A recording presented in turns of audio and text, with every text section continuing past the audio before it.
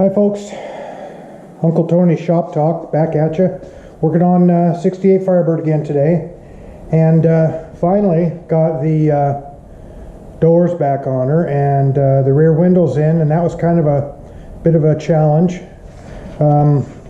As I say, both rear windows in, all the new goodies and whatnot. So I'm real tickled about this. They all run up and down real nice, new seals in here and whatnot.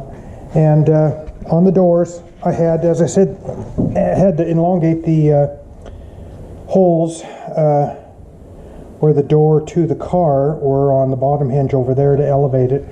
And these guys here,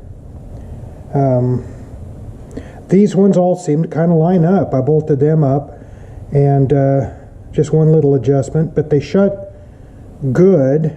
And however, both sides I'm having an issue, and I'm hoping, please, well, one of you guys that's figured this out before, tell me why I'm getting this gap right here. It's not here, it's not over at the other end, but both sides are sticking out down here, and I've got a little play, and I thought, well, I just need to run my striker in toward the center of the car this way to suck the door in, but it'll only go so far. I put it in a good bit, and it's still, I mean, the whole door would have to tilt to some degree, but the misalignment I noted here isn't at the other end, so I thought if I messed with the front hinges and tried to push the door like this, then both sides would go in. Anyway, please comment at the bottom and tell me what the story is to lining that up.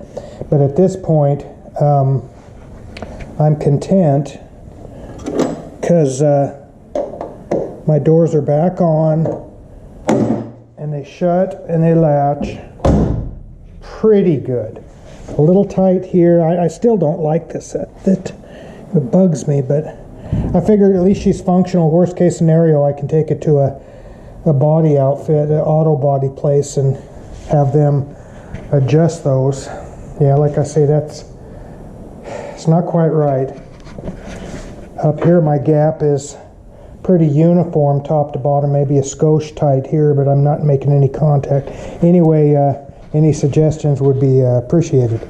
So that's where we're at this point. Now I'm just waiting for, with the blocked canal we've got now, the Suez Canal or something, my dash is apparently on one of the big container ships waiting its turn, and that's this puppy down here. So we're waiting on him. When we get that, then I get to start putting her all back together. We'll talk to you next time around. Take care. Hello folks, Uncle Tony's Shop Talk today, and working on Little Red, Mama's 68 Firebird again. Hello, got my handy dandy flippy light. Is it on or is it off?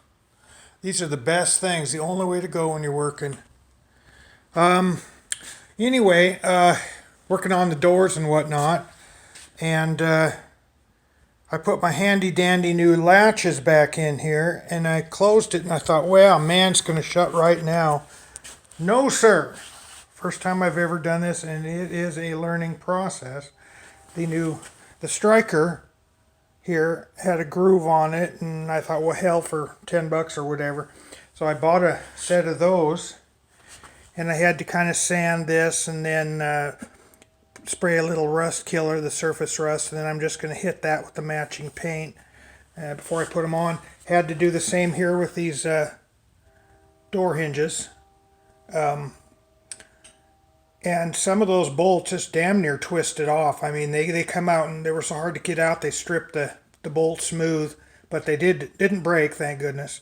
So I got some of that good anti-seize grease to put on them, the new ones. Got new bolts, new hinges. These were the old ones here, and they weren't really bad, but they certainly had some wear, and a little bit of slop here translates for the length of that long door to quite a bit of mismatch, and thus the difficulty shutting.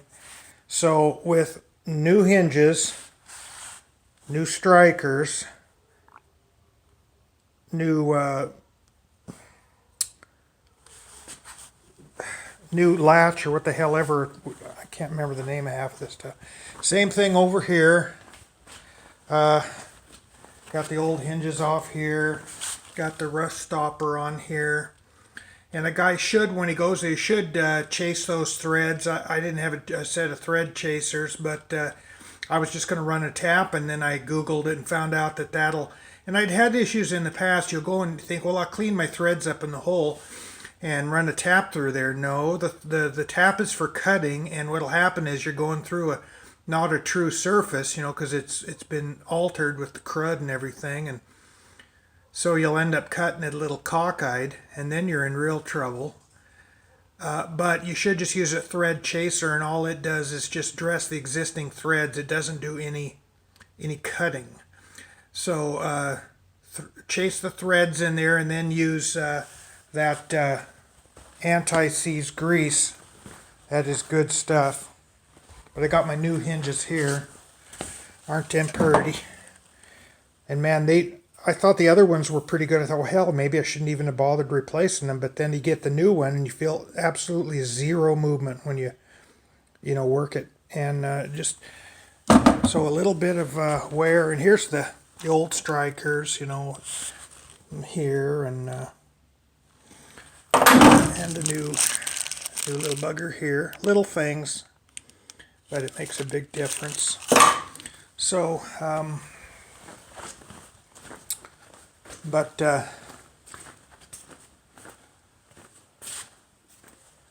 yeah, this is that grease. It's this anti-seize stuff. It's not just grease. It's actually, it's got powdered graphite in it. It's really nifty stuff. And by God, you can pull them bolts out. I used to use it years ago, rebuilding old lawnmower engines, and I'd rebuild them 5, 6, 7 years later, and those head bolts would damn near turn out by hand once you broke them. But I got a lot of my stuff. I'm still waiting on the damn dash for up top, and then I can put things together. I don't know if I did a video on the final steering wheel after my Colgate epoxy roll. Yeah, maybe I didn't do a video on it, but masked and painted this guy. And then here was how the steering wheel turned out, which it's not perfect, certainly. If a guy gets up close, you can see the irregularities. But considering there were chunks out of it bigger than a silver dollar, missing completely, overall I'm real tickled with it. I think she'll work out real good. And it's the original stock deluxe wheel. It was on her when Daddy bought the thing back in '68. So we kind of wanted to, keep it if we can. So that turned out pretty good. And then some of the parts, we came only in black, like these inserts where you reach for the door latch.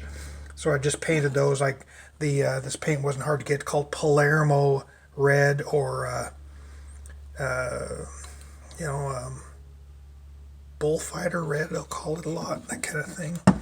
And then these go on either side of the windshield, so took them out and painted them. This guy masked him off, goes in the middle of the steering wheel, obviously, so it's going to end up turning out really pretty sharp. You get that all together there. So she's coming along. I'm, like I say, still waiting on the dash, and then I can start in earnest the reassembly. Just today trying to get new hinges going here. Whoops, I gotta remember how to hold this camera making these videos. Learning curve, folks. Anyhow, hope this turns out halfway decent. And got all my goodies from the Classics Industries. Okay, guys. Talk to you later. Bye-bye.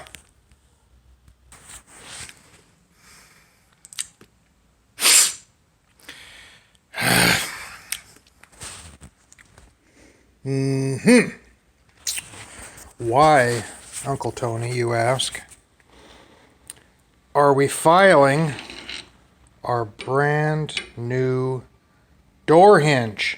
Well, because the damned thing is never exactly the same. They'll say, oh, exactly manufactured to the exact specs. Well, take that one with a grain of salt, guys, because nothing exactly the same. And I went all the way forward with door hinge, and I'm still just touching on the door and front fender, so I'm elongating my holes a skosh. And then in theory, I can finally, after much effort, get the doors back on the damn car. So that's where we're at. This top one here, I could not get this rubbing spot here. Couldn't get the door to go this way anymore on that bugger. I was at the extent of my adjustment. So we're elongating the holes to get just a little bit more. And then hopefully we'll line up with our new striker. So we shall see.